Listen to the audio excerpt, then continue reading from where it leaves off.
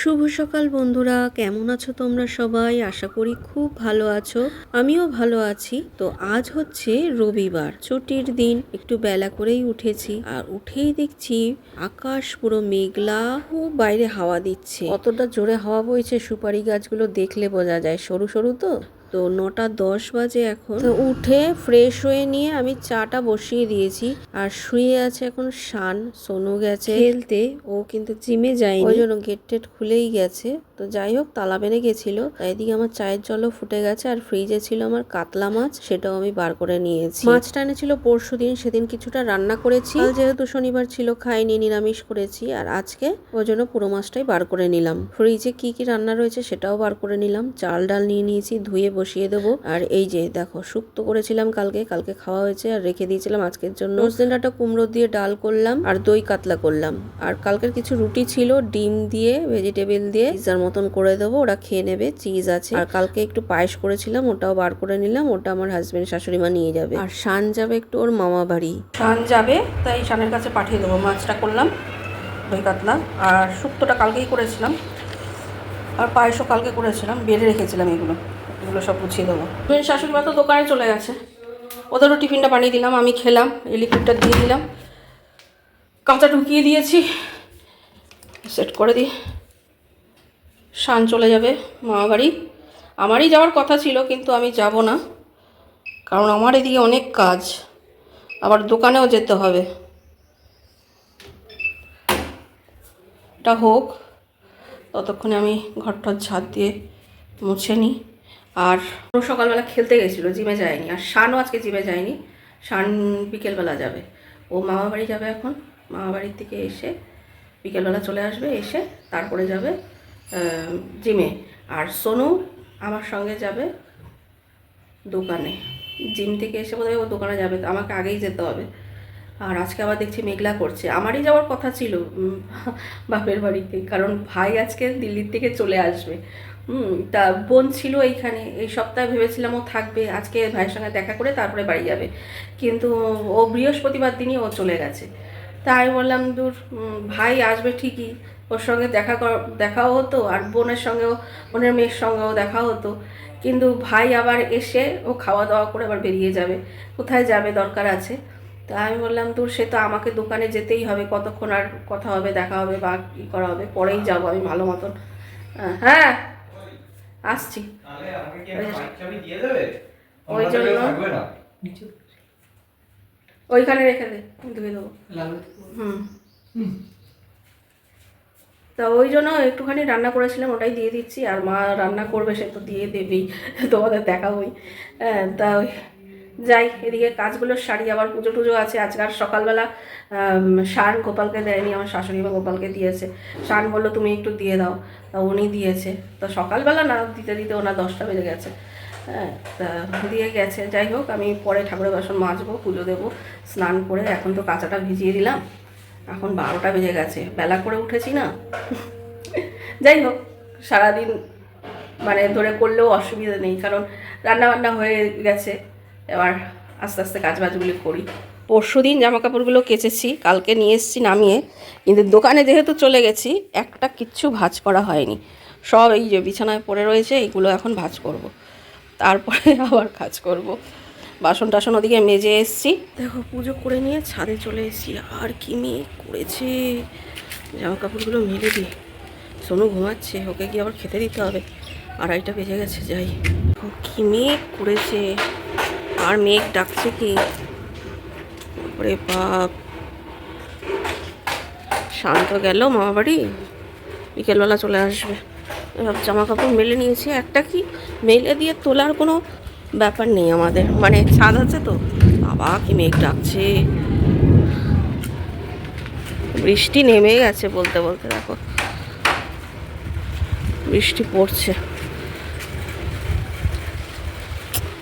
কি অবস্থা। আজকে রবিবারের বাজার। আমার হাজব্যান্ড বললো কি যে একটু তাড়াতাড়ি যাবে, বৃষ্টি নেমে গেছে, মেঘ করেছে। যাই নিচে যাই, বৃষ্টি হচ্ছে।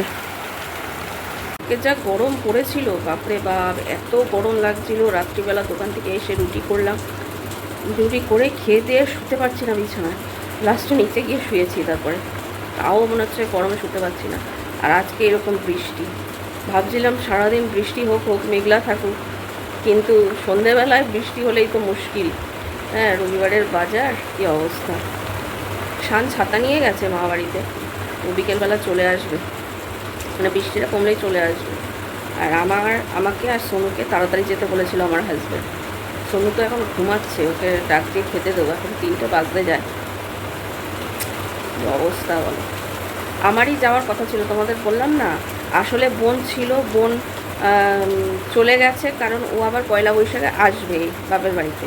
তো পয়লা বৈশাখে ও আসলেও কী হবে, আমি যেতে পারবো না, কারণ পয়লা বৈশাখের দিন হালখাতা, ওই দিনকারে আবার দোকানে পুজো হয়, তারপরে দোকানের খাতা করার জন্য আবার পুজো দিতে যেতে হয় মন্দিরে। তো ওই জন্য আর হয় না, বাড়িতে পুজো থাকে, রান্নাবান্না থাকে, হ্যাঁ, হয় না। আজকে ভেবেছিলাম যাব, ভাই আসছে, মানে ভাই পুরো চলে আসলো, ওইখানে প্রজেক্ট শেষ হয়ে গেছে, গত বছর গেছিলো, তো এই বছরে মানে প্রজেক্টটা শেষ করে চলে আসলো। তা কারোরই ভালো লাগছে না, মানে আমি বোন, দেখো আমি বোনের থেকেও আমি কাছে থাকি, আমার বাপের বাড়ি মানে আমার বাড়ির কাছেই, কাছে বলতে তাও 15 মিনিট লাগে, 10-15 মিনিট লাগে গাড়িতে যেতে। তো আমি যেতে পারি না, আমার সংসার এদিকে, বিয়ে হয়ে গেলে, সংসার হয়ে গেলে আর যাওয়া যায় শ্বশুরবাড়ি ছেড়ে বলো তো? আমার এদিকে রান্নাবান্না, এদিকে ঘরের কাজ, শাশুড়ি থাকে না বাড়িতে, দোকানে যাই গিয়ে, তারপরে ওদের প্রতিদিন দোকান, তারপরে আবার সোনুর অফিস, মানে এই নানান ইসেতে হয় না। আর বোনেরও সম্ভব নয়, তাও বোনের শাশুড়ি মা এখানে থাকে না, তো উনি থাকে আবার আসামে, উনিও ভোটের আগে আসবে, এখানে আসবে, ভোট দিতে আসবে, আবার চলে যাবে হয়তো, কারণ ওনার ছোট ছেলে আবার থাকে গৌহাটি আসামে, ওইখানেই ছেলের সঙ্গে থাকে, কারণ ওইখানে ওনার ছোট ছেলের চাকরি, রেলওয়ে সার্ভিস করে ছোট ছেলে। তা ওই জন্য ওই যখন ছুটি পায় বা কোনো দরকার হয় ছুটি করে এখানে আসে, আবার 2-4 দিন থেকে চলে যায়। তো ভোটের জন্য আসবে, চলে যাবে। তা বোন বললো যে তাহলে আমি পয়লা বৈশাখে একটু এসে ঘুরে যাব, ভাইয়ের সঙ্গে তো আজকে দেখা হলো না, আসবো পয়লা বৈশাখে, কিন্তু আমার তাও যাওয়া হবে না, আমার যেতে গেলে পরেই যেতে হবে।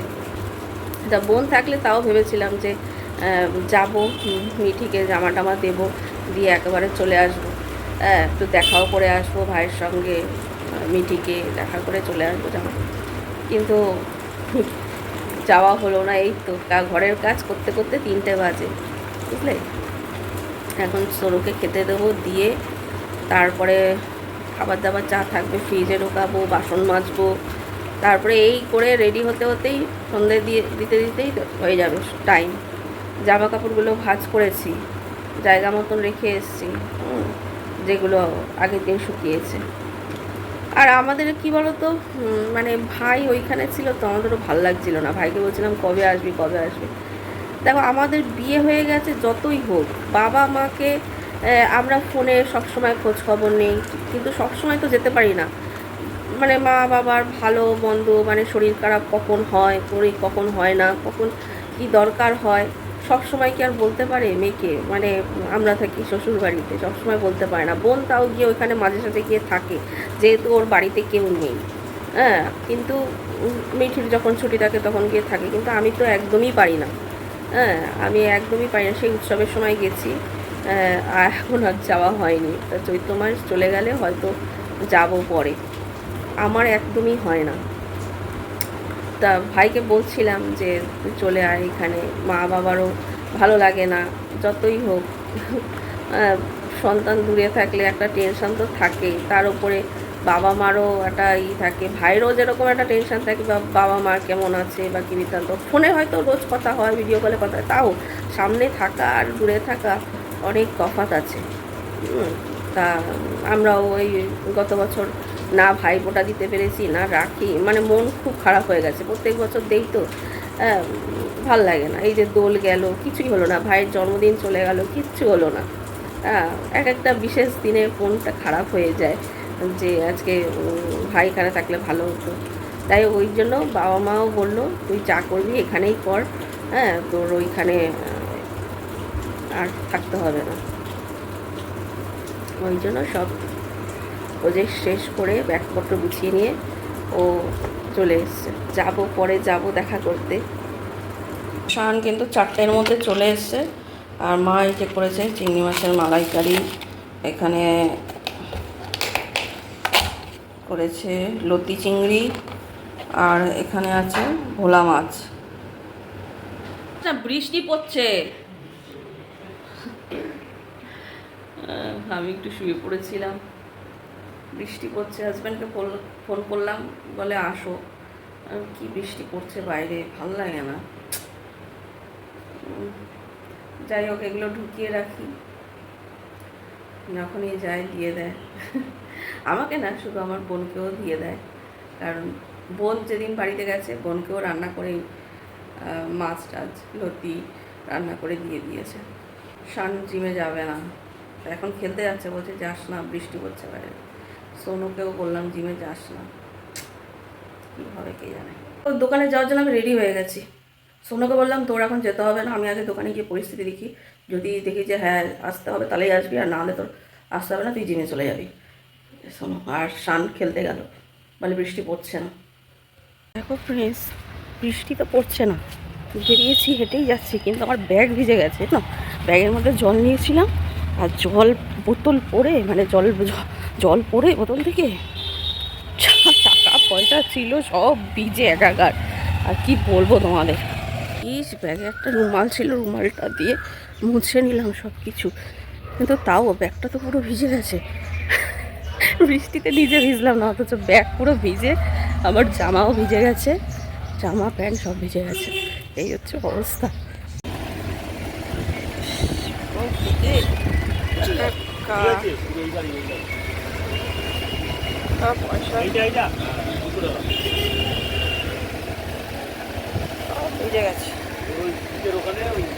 তো দোকানে তো আমি তাড়াতাড়ি চলে গেছি।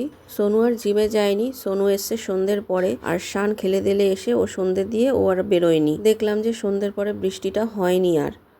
দেখো ফ্রেন্ডস, বাড়িতে তো চলে এসেছি, আর আজকে এসেছি কিন্তু দেরিতে, রিক্সা করে এসেছি আমি আর শাশুড়ি মা।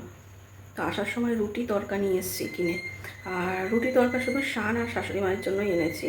আমরা ভাত খাবো, কারণ অনেক তরকারি রয়েছে, মাছ রয়েছে, ডাল রয়েছে, সব কিছুই রয়েছে। তো ভাবলাম তাহলে আমাদের জন্য, আর ভাতও অনেকটা রয়েছে, তো শান বললো রুটি খাবে, আর মায়ের জন্য রুটি নিয়ে আসলাম, রুটি তরকা কিনে আনলাম। এদিকে তাও বলতে নেই, বৃষ্টিটা হয়নি। যাই হোক, সোনু গেছিলো দোকানে, ভালো হয়েছে। আর টুকটাক কাস্টমার ছিল, এই জন্য আসতে দেরি হয়ে গেছে। 10:30 বাজে, এখন ওরা দোকান বন্ধ করছে, আমি আর মা চলে আসলাম। আর শান যায়নি, শান বাড়িতে ছিল, খেলতে গেছিলো, খেলে এসে বাড়িতেই ছিল, নিজেই ডিম সিদ্ধ করেছে বোধহয়, আর কি খেয়েছে জানি না। তো এখন হাত মুখ ধুয়ে খেতে দিয়ে দেব ওকে, মাকে, আর সোনু আর ওর বাবা একসঙ্গেই আসবে, তারপরে আমরা খাবো। খাবার দাবারগুলো গরম করব, ফ্রিজে রয়েছে। তো ঠিক আছে ফ্রেন্ডস, আজকের ভিডিওটা এখানেই শেষ করছি।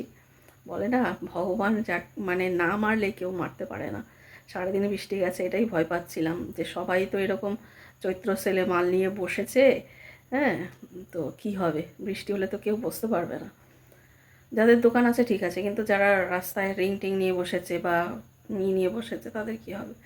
সবাই তো একটু লাভের মুখ দেখতে চায় না। তো ঠিক আছে ফ্রেন্ডস, আজকের ভিডিওটা এখানেই শেষ করছি। আবার দেখা হবে নতুন আরেকটা ভিডিওর সঙ্গে। ততক্ষণ পর্যন্ত খুব ভালো থেকো, সুস্থ থেকো। Good night, tata.